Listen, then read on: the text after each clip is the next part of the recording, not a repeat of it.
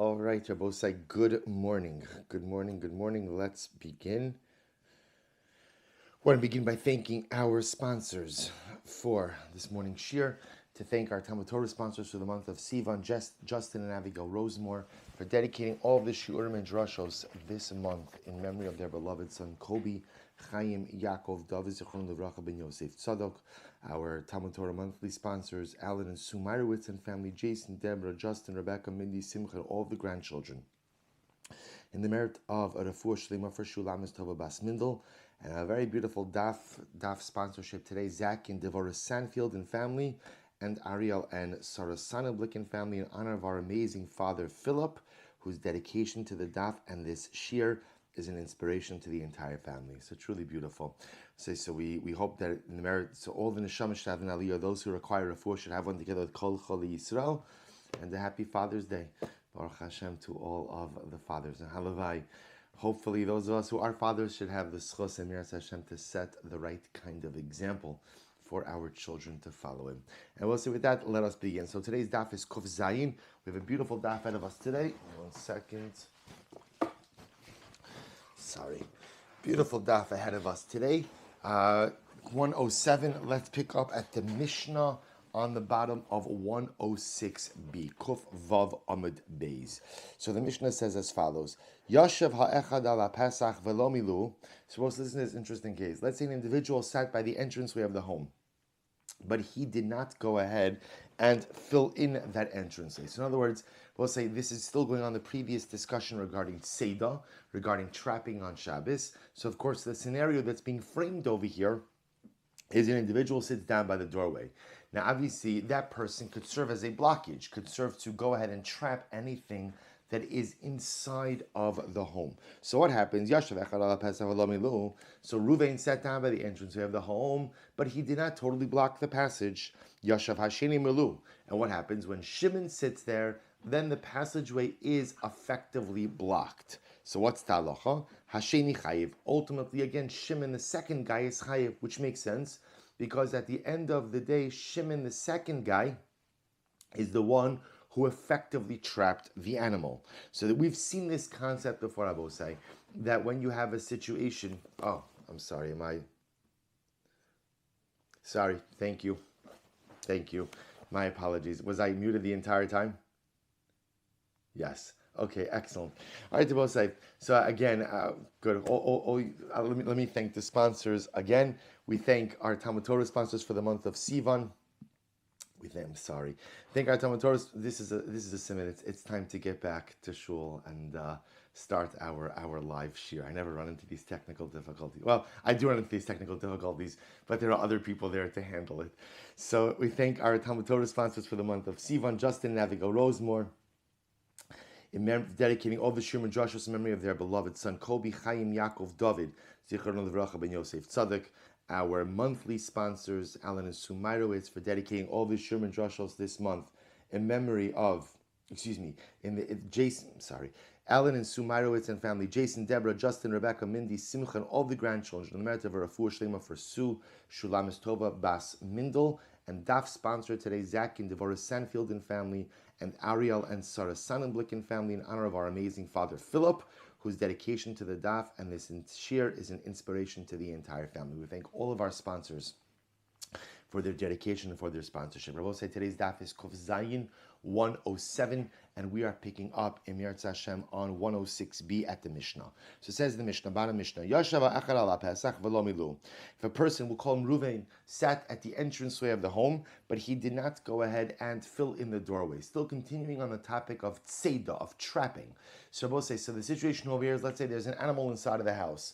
Ruvain goes ahead and sits at the doorway, but Ruvain is not large enough to effectively block the doorway for himself. Therefore, the animal is not considered trapped. What happens? Yashav Hasheni B'tzido. So what happens? Shimon comes and sits at the doorway.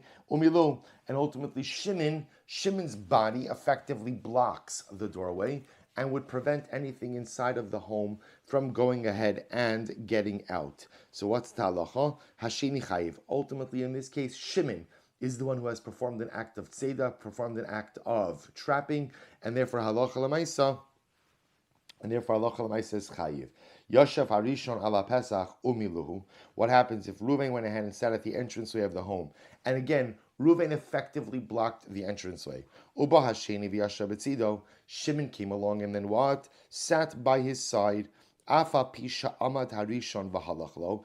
Even though Reuven got up, right, and left, Harishon chayiv v'asheni pater. Ultimately, again, Reuven is chayiv and Shimon is pater. So I will say in this particular case, so remember, in this case, Reuven himself effectively blocked the doorway.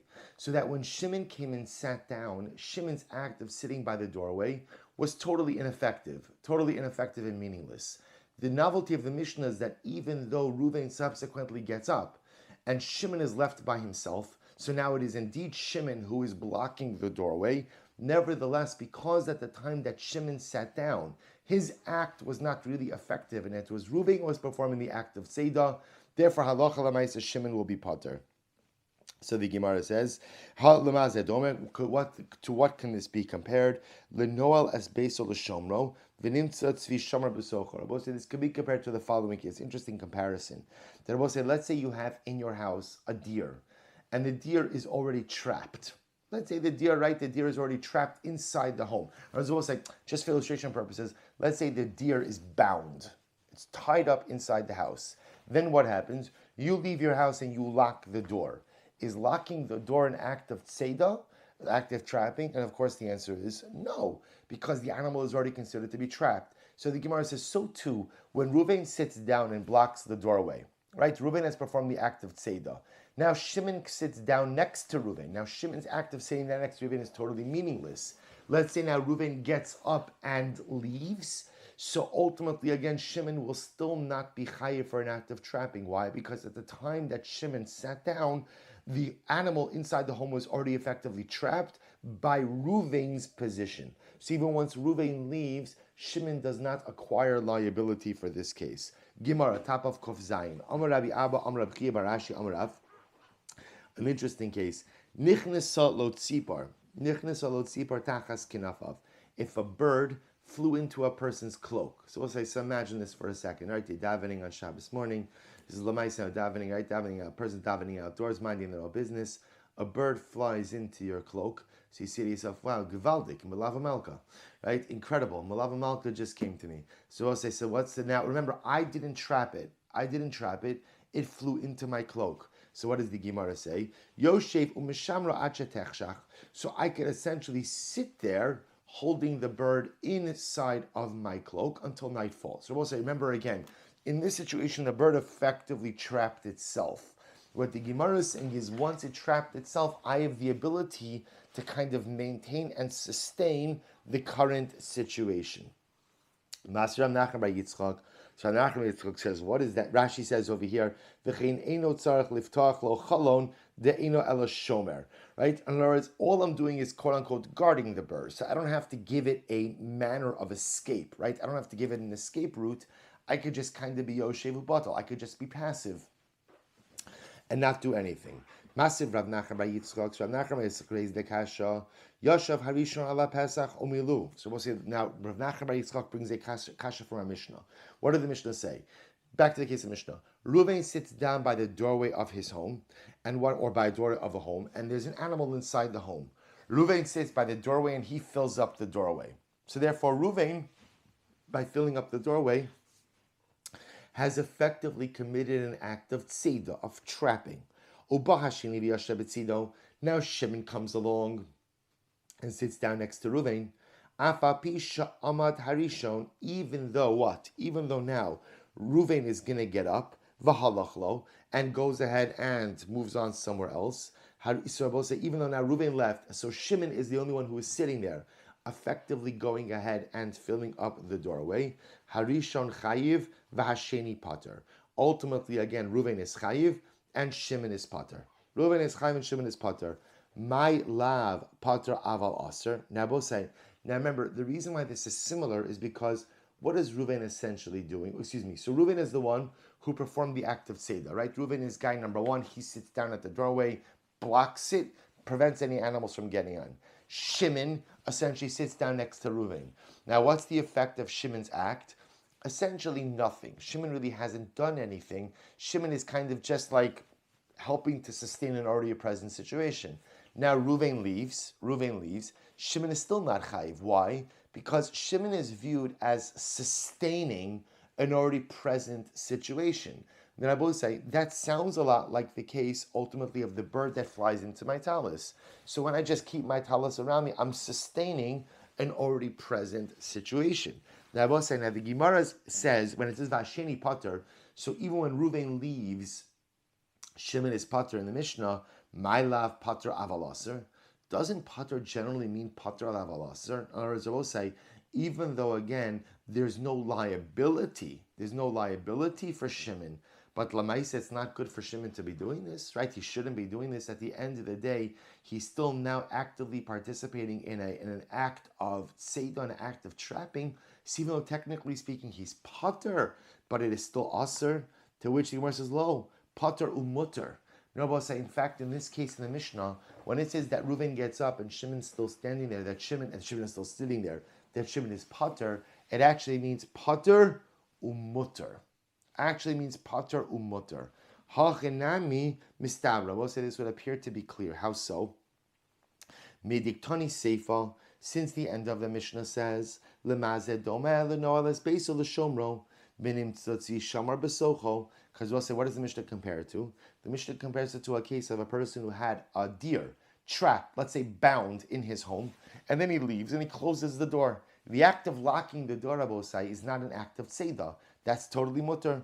Just like that case, Shmamina, the Gemara says, Shmamina, just like that case is potter, or mutter, so too the case of Reuven and Shimon is also going to be mutter. So we'll say, interestingly enough, what the Gemara is saying is as follows, is like this, that in the case where Reuven sits down by the doorway of his home and effectively blocks the doorway, so Reuven has committed the act of tzeidah, right, of tzayid, of trapping. Shimon then sits down next to him, okay? Shimon hasn't done anything, but kind of helped to sustain an already present situation.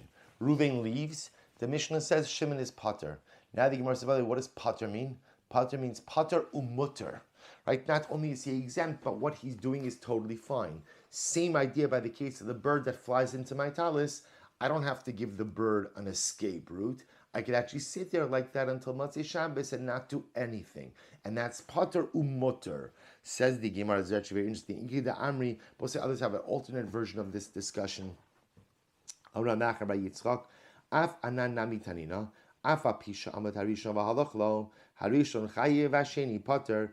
though Reuven gets up and leaves, but Shimon is still there. So ultimately, again, Reuven is chayiv, because Reuven is the one who did the act of tzeidah, but Shimon is Potter. My love, Potter umutter. When we say Potter, does Potter mean it's Potter and it's permissible? Lo Potter aval aser. No, rather it means that Shimon is Potter aval aser. In other words, there's no biblical liability because he did not go ahead and perform the prohibited act. But lamaisa, it is still aser. I hamidiktani seifa lema ze dome lenoel as beisol l'shamro. Rabosai, to what can this be compared? This is compared ultimately again to one who goes ahead and locks his home in order to go ahead and guard it, with a deer already bound inside. So we'll say it's an alternate version, but it's the same conclusion. That when the Mishnah speaks about the case of Reuven and Shimon, Reuven sat down by the doorway, effectively trapped the deer inside. Shimon sits down next to him. Reuven is chayiv. Shimon obviously hasn't done anything. Now, if Reuven leaves but Shimon is still there, the Mishnah says that Shimon is still Potter. What does Potter mean? The Gemara says Potter umutter. In other words, there's no reason for Shimon to even have to get up. Shimon could simply remain as is, and there is absolutely no liability on the part of Shimon for remaining in place. Why? Because Shimon is simply sustaining or maintaining a situation that was already created by someone else. Looping back, this is why the Gemara says that if the bird flies into my talus, I need not create an escape route for the bird. Once the bird created the situation, I am permitted to maintain it until Motzei Shabbos. Amr Shmuel, Kol Paturi de Shabbos Pater Avalas, or Lebar Mahani Tlas, the Pater Mutter. I will say now, Shmuel says as follows. In general, when you see in Hilchos Shabbos the lashon of Pater, Pater almost always means pater aval aser. So pater means you're biblically exempt, but it is aser midrabanan, except for three situations where pater means pater umutter. Pater umutter. Not only are you exempt, but it's also permitted. Both say, what are the three? Chada, ha. So one is this case over here of Reuven and Shimon, like you mentioned in the Mishnah. Umimai de pater umutter. And about how do I know that in this case of Reuven and Shimon that this is a case of pater umutter? So again, because of the last case in the Mishnah, diktani seifa lemazed dome lenoel as beso l'shamro v'nimtza tzvi shamra besocho. So we'll say. So remember again that case where let's say a deer is tied, bound in my home, and then I leave the house and I lock the door.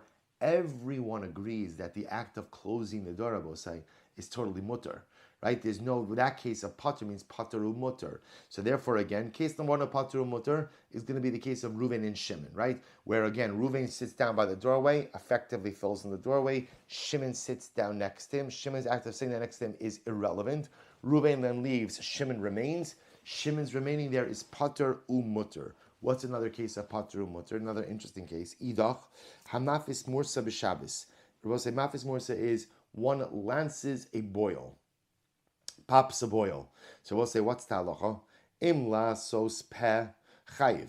If one is popping the boil in order to make an opening, so we'll say, the idea of lens and sometimes you want to make an opening for the boil to dry out. So if you're doing that, chayiv, you're chayiv on Shabbos. So we'll say, what are you chayiv for?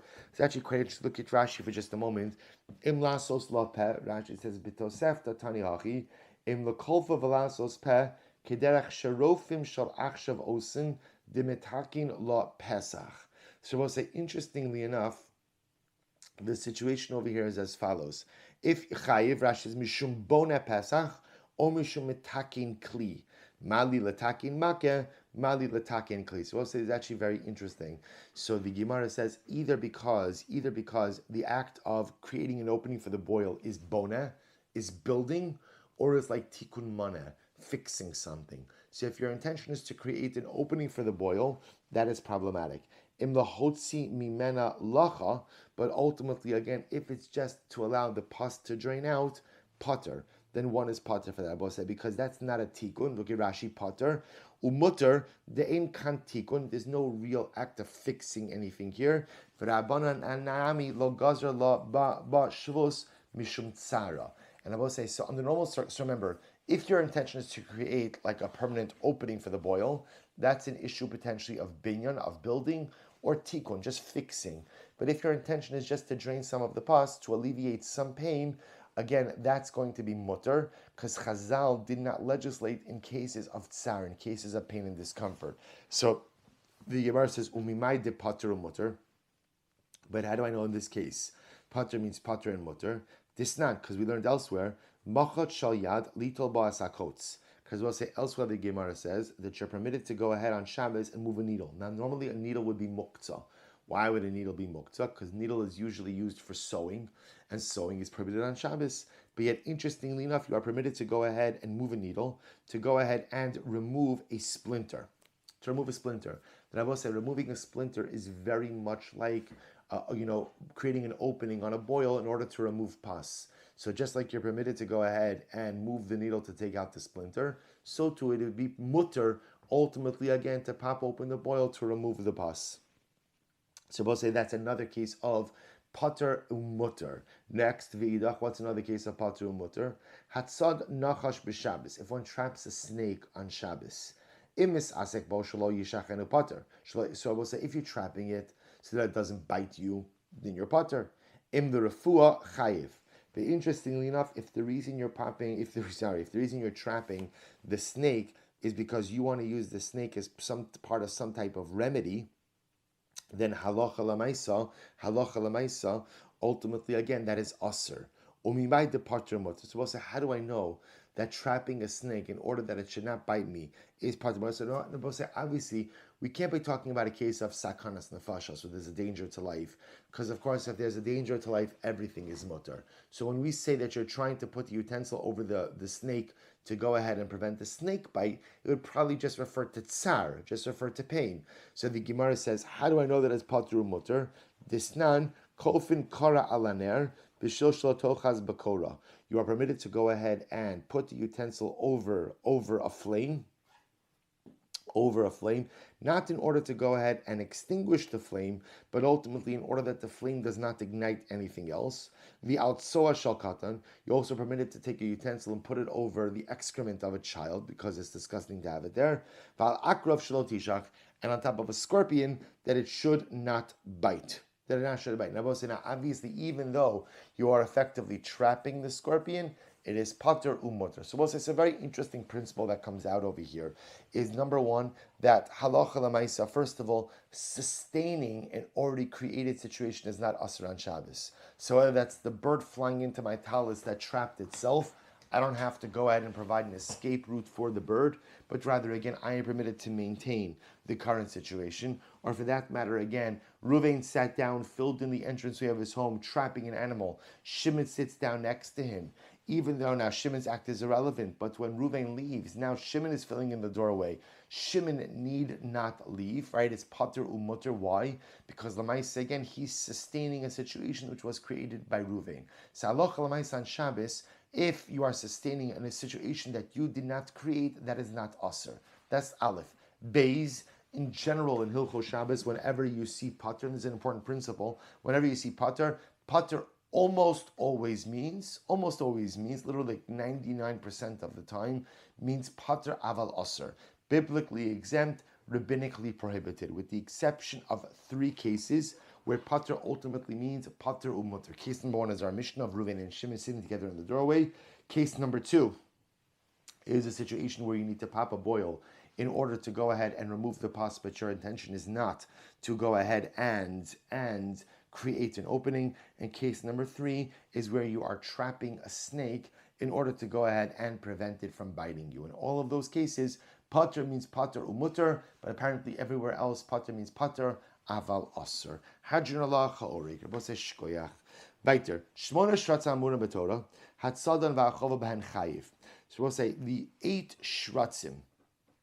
Now, in general, when we talk about shratzim, so we assume that like shratzim means creepy crawly, we think it means like insects. But the truth is, really what it means is, animals or insects, could be insects as well, that walk very low to the ground, that often have the appearance of like they're slithering on the ground. So the Mishnah is referring over here to the 8 shratzim specifically mentioned in Chumash Vayikra, Parak Yud Aleph, Psukim Chav Tes through Lamed Aleph. So we'll say, so very quickly, those are the Choled, the Achbar, the Tzav, the Anaka, the Koach, the Litah, Chomet, and Tinshemes. So we'll say, so these are, there's machlokes about exactly how some of these things translate, but just to give you an idea, it's like what we're talking about: a mole, a rat, a toad, a beaver, lizards, so these types of animals. So again,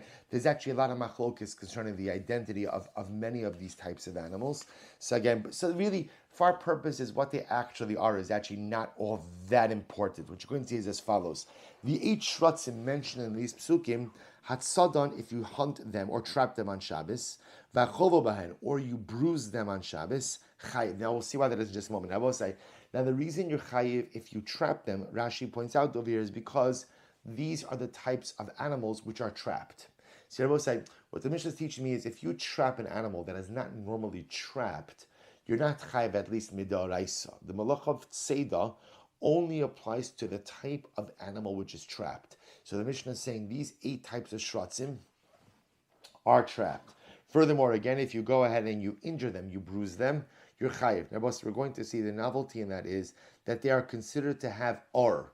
They're considered to have a skin, right? To have like a hide, to have flesh. That's going to be the novelty. Ushar shkatzim v'ramasim, but other types of shkatzim and ramasim, hachovo b'hen pater. If you injure or bruise them on Shabbos, you will be pater.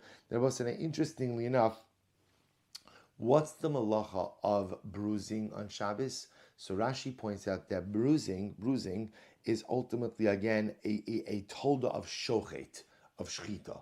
Right? Shchita means slaughtering and causing bruising. And we're going to see causing bruising. The Gemara is going to mean to understand over here, a chabura she'ino chozeres. you injure someone or something in a way which causes a wound. So, for example, I will say, if you were to chas v'shalom hit someone on Shabbos in a way that causes a bruise, that would be an Issur D'Oraisa. I mean, it's an Issur D'Oraisa for a variety of reasons. But Lamaisa for Hilchos Shabbos, ultimately, again, it could be a told of shochet. So therefore, the Mishnah tells us as follows: the 8 shratzim mentioned in the Mishnah, because they are normally trapped. If you trap them on Shabbos, you are chayiv. And halacha l'maisa, if you cause bruising in these animals, you are also chayiv. As I'm told of shochet, because these animals are considered to have or, considered to have a hide, or considered to have flesh. So the Gemara says, however, ushar shkatzim v'ramasim, but shkatzim v'ramasim chovba and pater. That's if you bruise them, you're pater. Hatzadan, if you hunt them, or excuse me, if you trap them, l'tzorech chayiv. If you trap them, right, because you want the animal itself, then you're chayiv. Shelo l'tzorech, but ultimately, again, if you go out and you trap it, not because you want the animal. For example, we'll say, let's say you're trapping it because you just want the animal away from you. You don't want the animal. You're trapping it to throw it away, or you're trapping it because you don't want it to harm you. You will be pater. Chayiv of shebershuso. If you have a bird or you have a chayyar, we'll say chayyar is a non-domesticated animal in your reshus. Hatzadan pater. If one goes ahead and traps it, one is pater. Vachovel bahen chayiv. And if you injure it, ultimately, again, you are chayiv. Says the Gemara, midiktani hachovel bahen chayiv. Since the Mishnah says that if you go ahead and one of these 8 shratzim, if you injure it, right, you bruise it, you're chayiv. Michlal de islahu ar. That indicates to us that these 8 shratzim have a hide, have ar, flesh. Mantana. So we'll say, whose opinion is reflected here? Amr Shmuel Rabbi Yochanan ben Nuri. It's Rabbi Yochanan ben Nuri. Disnan Rabbi Yochanan ben Nuri Omer Shmona Shratzim Yesh Lahen Oros. The 8 Shratzim have Oros. Rav Bar Avuna Amar Rav Afilu Tema Rabbanon. Could even be the Rabbanon. Ad Kanlo Pligi Rabbanon Rabbi Yochanan ben Nuri El Inyan Tuma. So we'll say the Rabbanon only argued on Rabbi Yochanan ben Nuri Legabe Tuma, right? By Tuma, as we're going to see in just a moment. Dichsiv Ela Hatmeim. Lachem, these are the items that are tummy to you. L'rabos sha'orosein kibsaran.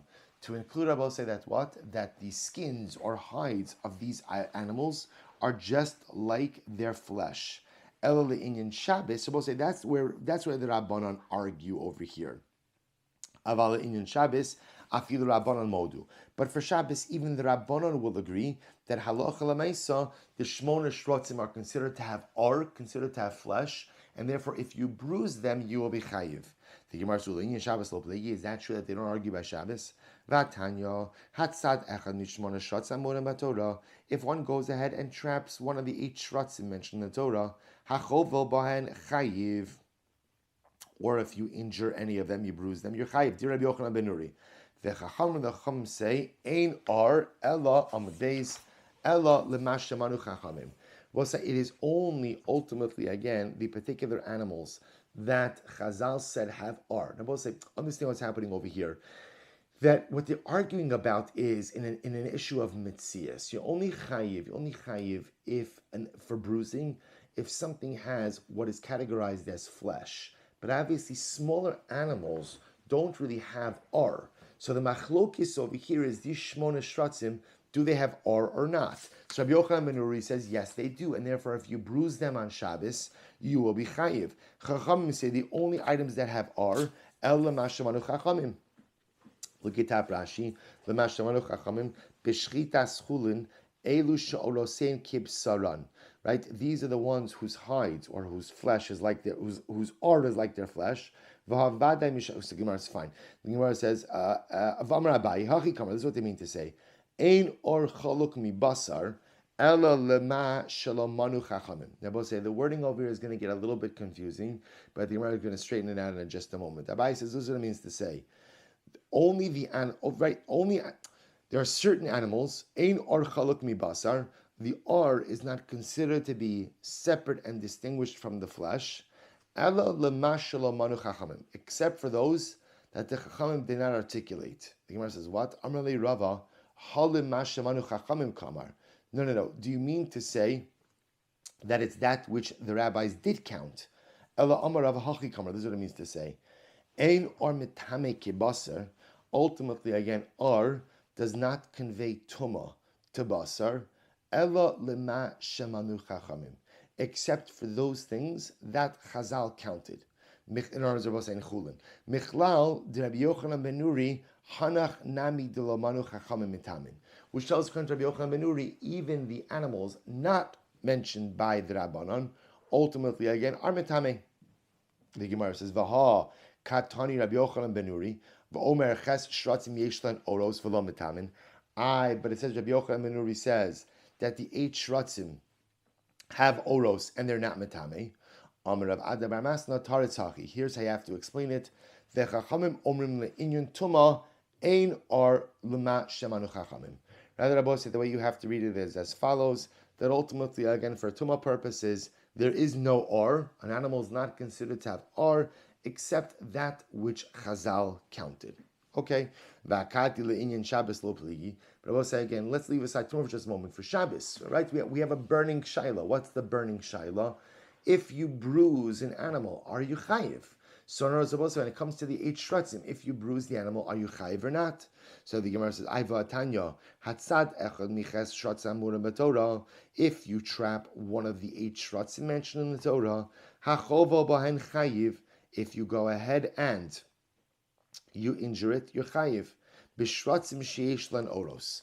Only when, Rabbosai, when you have a sharetz that has a hide, an ar. So again, so ultimately again, the Gemara is suggesting over here that halacha l'maisa, the only time that you are chayiv for chabala, for injuring or bruising an animal on Shabbos, is when the animal is considered to have an ar. Ar means, Rabbi say that, remember, there's 2 different things. There's basar means the flesh, and ar, now we would normally, let's say by larger animals, ar usually refers to the hide. Now obviously in smaller animals, they're not going to have really a hide like a larger animal, but the shaila is, do they have a thicker skin or not? That's the point of contention between Rabbi Yochanan ben Nuri and the Rabbanon. So that point is subject to dispute. That point, here's what we know. We know is that halacha l'maisa, you're chayiv for trapping on Shabbos any animal that's normally trapped. The Mishnah is telling me that the ches shratzim are the types of animals that are normally trapped. You're chayiv for going ahead and causing a chabura anytime that an animal has an or, a thicker skin. There's a machlokes, ultimately, again, which type of animals are considered to have or not. Fine. Ve'ezi chabura shenechozeres. And I will say, here's number 3 that I know. I'm only chayiv for causing a chabura, a wound, or a bruise, if it's the type of bruise that remains. What's the type of bruise that remains? Nitzar hadam avapi shelo yatsa. Rabbi say it's the type of bruise, ultimately again, where the blood gathers under the skin and doesn't go. Rabbi say, I'll give you an example of this.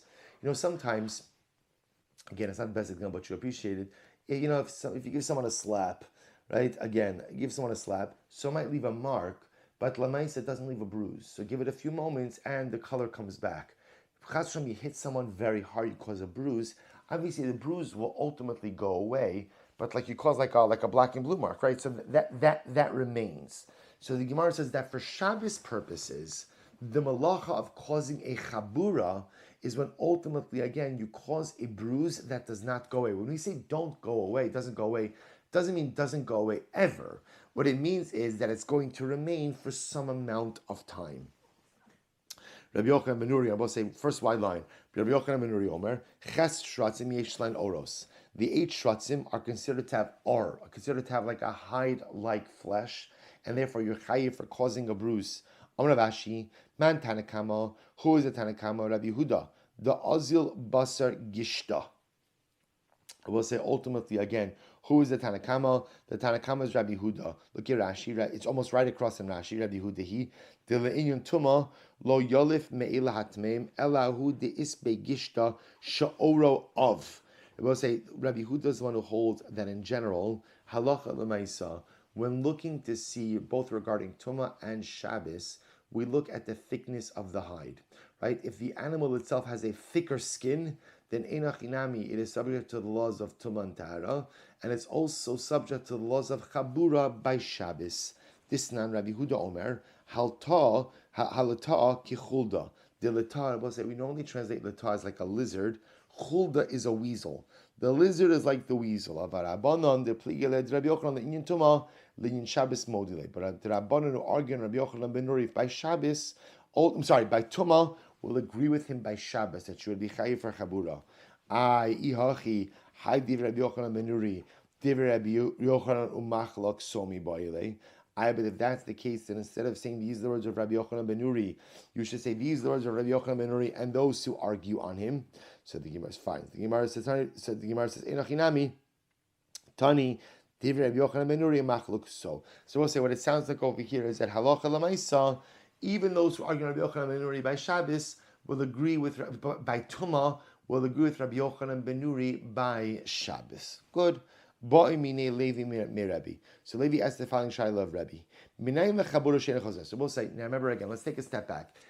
Let's go with the facts, right? Because right now what we begin to see is that there's a fair amount of machlokes regarding which type of shratzim fall into the parameters of Hilchos Tumah, as well as the parameters ultimately, again, by Chabura on Shabbos. So instead of speaking about speaking of specific shratzim, let's speak about principles, right? So for tzeda, when are you chayiv for trapping? If you trap the type of animal that is normally trapped. That's aleph. That's aleph, right? Beis, when are you chayiv for bruising an animal, right? When you're chayiv for bruising, you're chayiv for bruising when an animal has a thicker skin, what we call or. What type of animals or shratzim are subject to that? That seems to be a machlokes, possibly, or maybe not. Maybe it's only machlokes by Tumah, but not by Shabbos. But I will say, here's what I know. Why am I chayiv for bruising an animal? Chayiv for bruising, because bruising is a tolda of shchita, right? Just like shchita, right? To shecht an animal, ultimately, again, is drawing blood. So to essentially anything that draws blood, even if it doesn't draw blood out of the body, but it draws blood to one concentrated place like a bruise, halacha l'maisa I'm chayiv for that. Chayiv for that. Right? Why am I chayiv? What's the malacha? If bruising is a tolda, what's the av? The av is shochet. So I will say, how do I know the Gemara says that bruising means what? How do I know that in order to be in violation of bruising an animal, or a person for that matter, it has to be a bruise that doesn't return to its normal state. I remember again, contrast slapping with bruising, right? You slap someone, they may become red, but the redness goes away after a little while. How do I know that the malacha of bruising is dafka with the bruise? I'm using quote unquote irreversible. I will say, I don't mean irreversible forever. I just mean irreversible for now. The Gemara quotes the pasuk from Yirmiyahu. Hayafoch kushi oro v'namer chabur barosav. Well, so listen to this. So the Navi says, well, the kushi, the person from Kush, right? I will say we normally translate Kush as Ethiopia, right? Could the person from Kush change the color of his skin? V'namer charbar barosav. And the leopard, its spots. Now that's what we're thinking. So we'll say, so again, the comment seems to be, we're assuming, right, could the person from Ethiopia, could this person with black skin change the color of his skin? Could the leopard change the color of its spots? So the Gemara says, listen to this. Rikmi. If you want to say that Namer Charbu Barosav literally means, can the leopard change the color of its spots? V'hai Namer Charbu Barosav, Namer Gavanov mi boile. It should have said, could the leopard change its colors? Right? That's really the issue over here. Could the leopard change its colors? It's not an issue of spots, it's an issue of colors. Elo kikushi. Rather, I will say, the Navi Yirmiyahu is trying to say over here, it's not both say, just to understand, by the way, just to understand the context of this pasuk, Yirmiyahu is giving very strong musar to Klal Yisrael. And he's saying, just like the Kushi can't change the color of his skin, can you, Klal Yisrael, ever change your ways? In other words, he was giving musar. Just like the Kushi can't change his skin pigmentation. He can change a lot of things about himself, but he can't change the color of his skin. Yirmiyahu was saying to Klal Yisrael, you're so far gone that you can't even change your actions. So rather, the Gemara says, here's, you have to read the pasuk. Eluke kushi, ma oro the kushi ino chozeres. Just like ultimately, again, the skin of the kushi cannot change. Af chabura ino chozeres. So Moses says, listen to this. Namer charbu b'rosav, the Gemara suggests over here, does not really mean a leopard its patches. Right? Look at Rashi. Elikakushi. V'hay namer lashon temura. Hayahachfo kushi oro. V'namer charbu b'rosav. Kilomar. V'yamer chaburos oro. Lachsor the kadmuso. So it's interestingly enough, the way to read the pasuk is as follows: Hayafo kushi oro. Could a kushi go ahead and change the color of his skin? V'namer charbu b'rosav. Namer from lashon temura. Can you exchange your chaburos? Can you go ahead and change your wounds? So we'll say, so the Navi is giving Musar to Klal Yisrael. Just like the Kushi cannot change the color of his skin, and one who is wounded cannot change his chaburos, so to you, Klal Yisrael, cannot reverse your ways. You've become so bad that tshuva is impossible. So from here you see, I will say that what we're picking up over here is that the word chabura means an injury. And what type of injury? An irreversible injury. An irreversible injury. Now, I will say again, irreversible, let's qualify that term. Irreversible doesn't mean it's never reversible, but it means that right now it's in a state that is not going to change. So therefore, from here you see that for Hilchos Shabbos, when are you chayiv for causing a chabura? You're chayiv for causing a chabura, ultimately again, when you cause a quote-unquote irreversible bruise. So the Gemara says, "Ushar shkatzim." Remember again, the Mishnah said, Tanakama said, that the 8 shratzim, if you trap them on Shabbos, you're chayiv, because again, they're normally trapped. And if you bruise them on Shabbos, you're chayiv, ultimately again, because they're considered to have ar. But other shratzim, the Mishnah said, if you bruise them, you're pater, because the assumption is they do not have ar. And if you trap them, what's the halacha? If you trap them because you want the animal, you want the sheretz, then you're going to be chayiv. But if you trap them not because you want it, but either because you want to get rid of them or for some other purpose, then halacha lamaisa, you'll be pater. So the Gemara says, what do you see from here? Ha hargan chayiv. You see from here that if you kill any of these other shratzim, Rabbi said, right, the machlokes is only by trapping them or by bruising them. But if you kill them, you're chayiv. So the Gemara says, "Man tana am Rabbi Yirmiyah Rabbi Elazar he or Desanya Rabbi Eliezer Desanya Rabbi Eliezer Omer hahorig kina b'Shabbos kahorig gamol b'Shabbos." But say ultimately again, Rabbi Eliezer says that if you kill a louse on Shabbos, it's no different than killing a camel. And I will say now, why choose a camel over here? So remember again, all the Gemara is just trying to do is create a contrast, right? Everyone agrees that if you kill a camel on Shabbos, you're chayiv for the malach of shochet. Camel's a very large animal. So all it's saying is, whether you kill a louse or whether you kill an animal, it's all the same thing. Maskif Rav Yosef, ad kan lo pligi Rabban alei Rabbi Eliezer ela bikina, de'ina parav rava. So we'll say the Rabbanan only argue on Rabbi Eliezer in the case of a louse, because a louse does not procreate. Now we'll say, this is very interesting. We know this is not true, right? Lice do procreate. Right, lice do lay eggs. So we'll say it's possible as we're going to see that maybe they're talking about a specific type of louse, or it's also possible to remember that maybe they were unable to see the eggs, right? They were unable to see the eggs. So because they were unable to see the eggs, they assumed that just lice somehow spontaneously are created. Like you see this again. Remember, whenever it comes to science or understanding of the world, Chazal knew what they knew.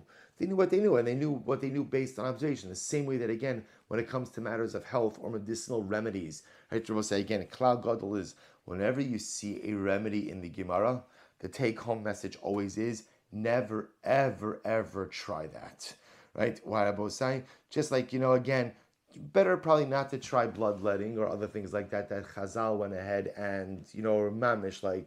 They're meshugala davar, right? Bloodletting cure. We'll say, in Chazal's world, right, in the Gemara's world, so bloodletting, drinking undiluted wine and fatty meat, pretty much like was the cure-all for everything, right? If you've got a problem, drink undiluted wine, eat fatty meat, and just put leeches anywhere and everywhere, and you're good to go.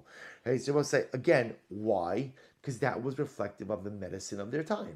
Right? That's it. So Chazal had again. So we'll say, so this is in general. So therefore the Gemara says over here, even when it comes to understanding of the procreation of lice. So again, Chazal understood what they saw. So therefore they assumed that halacha l'maisa, It's not procreating. Aval shar shkatzim v'ramasim de'param v'rav lo pligi. So what's interesting enough, the Gemara is suggesting, Rabbi Eliezer seems to indicate that anything that is alive is subject to the halacha or to the malacha of shchita. So whether you kill a louse or whether you kill a camel, you're going to be chayiv.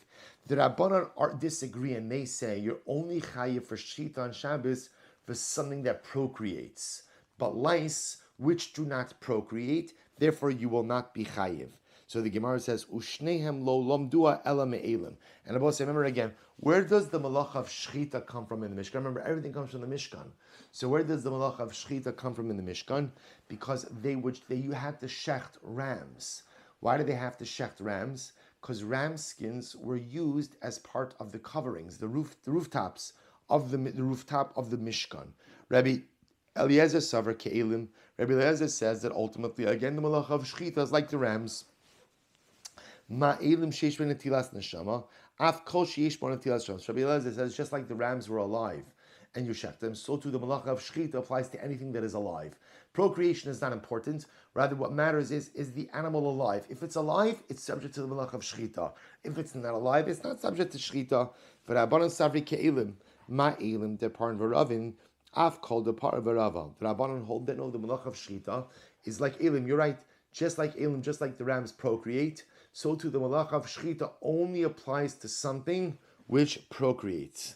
Amar le Abaye, the kina in paravarava. Is that true that lice don't procreate?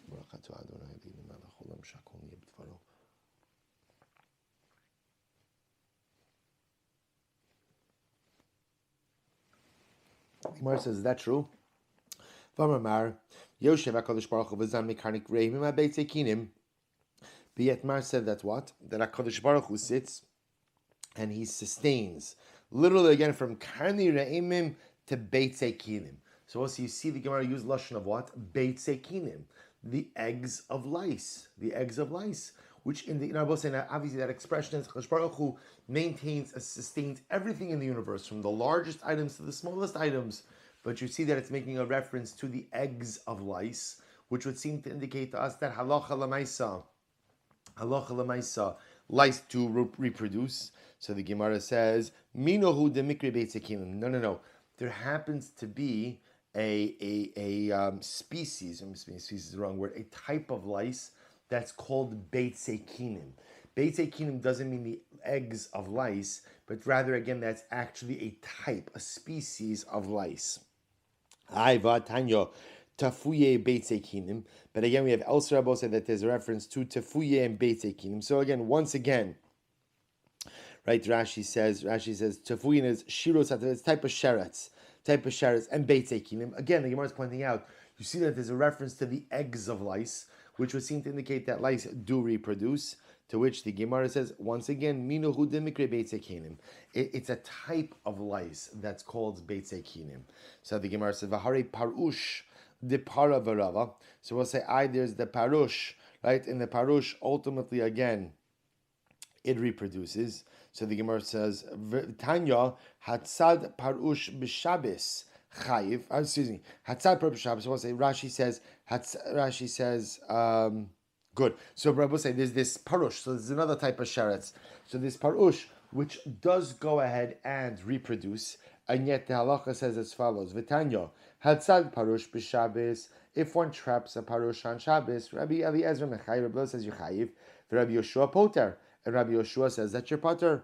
Rav Ashi. So the Gemara says, we'll say, look at Rashi. Hatzad parush mimakom sheino nitzud va'amar kigon me'al gabi karka omi begadim mibachutz. So we'll say, so ultimately again, the Gemara says, say the harigo karamis. Why are you contrasting a case of trapping with a case of killing? Ad kan lo pligi Rabbi Eliezer Rabbi Shua el demar savar davar shein mamino nitzud chayiv umar savar potter.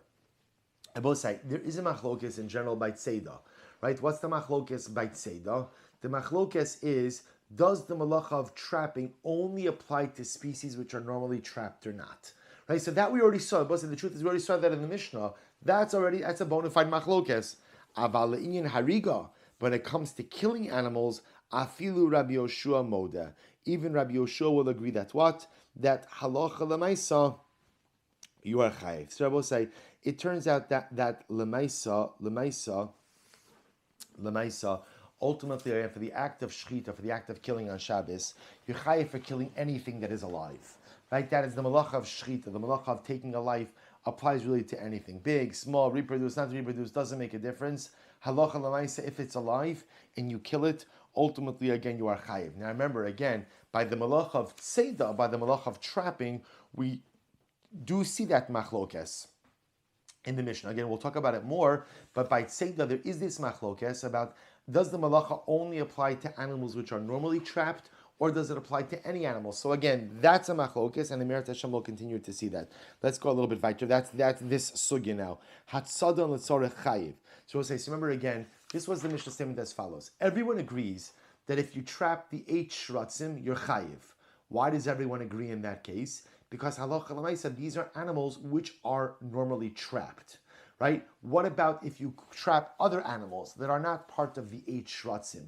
So are you chayiv? So the Mishnah says it depends. If you're trapping the animal because you want the animal, you're going to be chayiv. If you're trapping it for some other purpose, let's say you want the animal away from you, right? I don't want the animal. In fact, I want the animal away from me, then I won't be chayiv. So says the Gemara, Mantano, whose opinion is this? Amar Rav Yehuda, Amar Rav, Rabbi Shimon, Amar Malacha shenetzricha legufa pater. Because Rabbi Shimon says that in general, whenever you do a malacha, not for its intended purpose, you're part of the see, have to understand, why does a person engage in the malacha of tzeda? Right? So remember again, really the malacha of tzeda is done because you want the animal. Sometimes we think trapping is like, I want to trap an animal because I have a mouse trap because I want the animal out of my house. No. Remember again, the biblical malacha of tzeda is done because you want the animals. So therefore, again, halacha l'maisa, the Mishnah said, is if you're trapping the animal not because you want it, but in fact because you want to get rid of it, halacha l'maisa, you're going to be pater. The Gemara says, why is that? The Mishnah says, because that is a malacha she'ena tzricha legufa. That ultimately, again, is a malacha not for its intended purpose. So the Gemara says, Ike de masni laha, hamafis mursa b'shabes, im lasos pe chayiv, im hotzim en alecha, pater. So I remember we saw this before. We just had this. If you lance a boil, which means you pop a boil. So if you're popping a boil in order to make an opening, so you're going to be chayiv on Shabbos, right? Either because it's binyan, it's building, or it's tikkun mana, it's fixing something. However, if you just need to get some of the pus out to relieve some of the pain, you're going to be pater. Mantana, whose opinion is this, Rabbi Osai? Mantana. Rabbi Yehuda Amarav, Rabbi Shimon Malacha shein tzricha legufa pater. This is Rabbi Shimon who holds that if you perform a malacha shein tzricha legufa, a malacha not for its intended purpose, you will be pater. The igud masni laha. Others have a different version of this. Hatzad nachash b'Shabbos. If you trap a snake on Shabbos, im misasek bo shelo yishachenu pater. So say if you're trapping it because you don't want it to bite you, in other words, I don't want the snake. I just don't want the snake to bite me. So ultimately, again, I'm going to be pater, right? But if I'm trapping the snake because I want to use the snake for some type of remedy, I'm going to be chayiv. In other words, we'll say in that case, I want the snake. Mantana, whose opinion is this? Rav Yehuda, Rav, Rabbi Shimon, the Amar Malacha shenetzricha legufa patra, who says, because you can remember, so it's Rabbi Shimon, we see this Rabbi Shimon, Malacha shenetzricha legufa. Anytime you do a malacha not for its intended purpose, you will be pater. So also again, remember when it comes to malacha of trapping, so remember the purpose of trapping is because you want the animal. So therefore, halacha l'maisa, if you go ahead and you trap the snake because you want it. Menachem Shofar Mamish. That's probably the most comfortable daf yomi pastor I've seen throughout the entire pandemic. Shluf gesund over there. Enjoy. So the Gemara says as follows. So therefore, again, if halacha l'maisa, I'm trapping the snake because ultimately, again, I want the snake for a medicinal remedy. That's a malacha shetzricha legufa. That's for its intended purpose. But if halacha lemaisa, I'm trapping it because I want to get rid of it, I just don't want it to bite me, that's a malacha she'ina tzricha l'gufa, and therefore you'll be patur. So also remember again, this whole malacha tzricha l'gufa and tzricha l'gufa is a machlokes Rabbi Yehuda, Rabbi Shimon. Rabbi Shimon says that whenever you do a malacha not for its intended purpose, you're patur. Rabbi Yehuda says we don't care what your purpose is, we just look at the action and therefore you'll be chayiv. Amr Shmuel. We'll both say one more line, then we'll stop. Amr Shmuel. Hashola dag min hayam. If one goes ahead and pulls a fish out of the water, kevan shiyavish bo kasela chayiv. Once a seller, both say seller is a coin, the size of a coin of the fish's skin dries up, you'll be chayiv. Both say chayiv for what? Chayiv ultimately again for shchita, for killing the fish. Apparently again, both say the halacha is once the size of a seller of the fish's skin dries up, the fish is dead. Right? In other words, even if you throw it back into the water, apparently again it's too far gone. It's too far gone. Ultimately again, and that's only true if what? If it's between the fins. Only between the fins. Then halacha l'maisa, if it dries up the size of a sela, the fish is dead. Amar Avashi, Lotema Yaveshma, which it doesn't have to have fully dry. Ela filu da'avad riri. It will say even if halacha lemaisa what? Even if it just becomes sticky. A riri abasa means that you would touch the fish and there'd be like some stickiness. Once the fish develops a stickiness, the size of a sela on its exterior, on its skin, that's indicative of the fact that halacha lemaisa, unfortunately, the fish is a goner. Right? The fish is gone, and at that point in time, you would be chayiv for the malacha of shochet. So we'll say we'll do one more line. Amar mar baramadura and Shmuel hoshit yodel lemoy behema. If a person puts his hand into an animal, vidildel ubar shebeme'eha, and you go ahead and literally dislodge the embryo. So we'll say a person reaches into the animal, essentially dislodges the embryo, causes the animal to miscarry. What's the halacha? Chayiv. In that case, you're supposed to say a person is chayiv. Why? So the Gemara says, "My time Amarav Baramduri Asabrali Lav Amarav Sheshes." I'm sorry. Chayiv. So we'll say if you look at Rashi. So I'm sorry. Before chayiv, my time. What's the reason? Amarava Barhamduri Asabrali. I once heard the reason for this. Lav Amarav Sheshes Hayman Bitalish Kishusa Mehizmi Vehigi. If one goes ahead and we'll say what this literally means is uproots or detaches kishusa. Kishusa are hops that are growing on thorn bushes. Mechayiv. Ultimately, again, one is chayiv. Why? Mishum oker davar migidulo. Because we'll say a person is uprooting something from where it grows.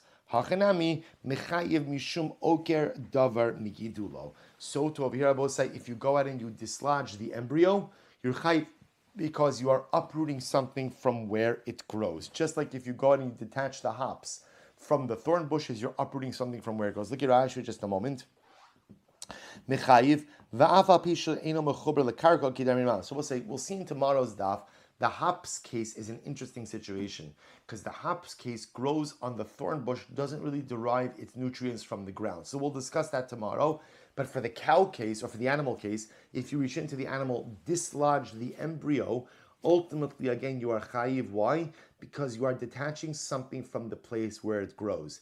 Now, what's the malacha of detaching something from the place where it grows? Bepashtos, that is an offshoot of the malacha of kitzira, of kotzer, right? Kotzer, abosai, means is to harvest something. That's oker davar mimakom gidulo. You're detaching something from the place where it grows. So the extension or the tolda, the offshoot of that malacha is anytime you detach something from the place where it grows, halacha l'maisa will be chayav at least midirabana. So if you were to reach into the animal and halacha l'maisa, detach the embryo, cause the animal to miscarry, that would be part or a rabbinic prohibition of the malacha of kitzir. So there's something very interesting. The interesting part is, what is it not? So you would have thought if you reach into the animal and detach the embryo, then what would that be? Shchita. Shchita. Are you not killing the embryo? So I will say this happens to be part of the fascinating discussion about whether or not a fetus is considered to be alive or not. which amazingly enough, we did this last Shavuos about the topic of abortion in halacha, that again, everyone assumes that the halachic position is that a fetus in utero is considered to be alive. So I'm going to point out again, it's a major machlokes in halacha. And it's just fascinating over here to see that the Gemara does not really entertain the possibility that you're chayiv for shochet, right? Even though, again, you're effectively killing the embryo, right? You're causing the animal to miscarry. Yet, amazingly enough, again, there's obviously by an animal, you're not chayiv for the malacha of shchita, but you are chayiv for, or at least an offshoot of the malacha of ketzira, of oker davar mimokum gidul. Rabbi says, shkoyach. We'll stop over here. Just a reminder, tomorrow morning is Rosh Chodesh. I'll send this out on the WhatsApp as well. So we're going to start the daf in Mirat Hashem. Actually, you know what? I'll send out the schedule. I'm not exactly sure the schedule is going to change or not. We'll see. But either way, wishing everyone a wonderful day. Also wishing everyone a happy Father's Day. If you're zocha to have a father in this world, make sure to go out and give him a call and say thank you. Because again, Hosea says, we know no parent is perfect, but Klal Gadol is, almost all parents try their best. So make sure to be makir tov. And hopefully, again, if you don't have a father in this world and you're zocha to be a father, so hopefully, again, your mishpacha will go ahead and thank you for hopefully doing the best job that you can. I would say most important, it's their Father's Day. Let us remember that those of us who do have the schus to be a father, that in Meretz Hashem, we should take that responsibility very seriously. Try to become the best possible role models we can. We know that our children listen to and remember very little of what we say, but ultimately see everything that we do. So Shabbat Zocha Emirat Hashem to become the best role models for future generations, not just in word, but Emirat Hashem should be Zocha in deed as well. So everyone a wonderful day. Happy Father's Day. Emirat Hashem, wonderful rest.